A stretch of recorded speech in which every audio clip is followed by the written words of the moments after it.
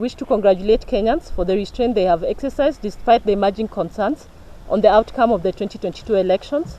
It has been a tumultuous season with positives and negatives that require acknowledgement and serious reflection if they were to enhance the electoral process that has remained deficient in trust over the years, despite massive investment of hope and resources. Kenya expected the Iebc to conduct an election that is free and fair, simple, accurate, verifiable, secure, accountable and transparent. It is these parameters that we're going to use this morning to evaluate the performance of the Iebc.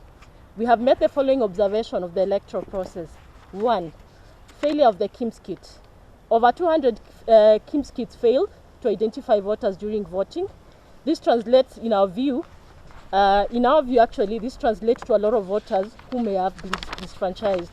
In many cases, it took the Iebc many hours to allow the use of manual register to identify voters. Election of elections by the Iebc chairperson.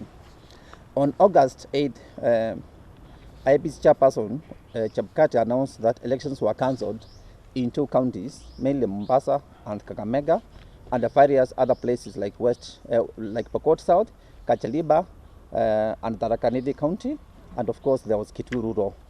According to Chebukati, errors and other mixed up in the details and images of candidates on the ballot papers rendered them unusable.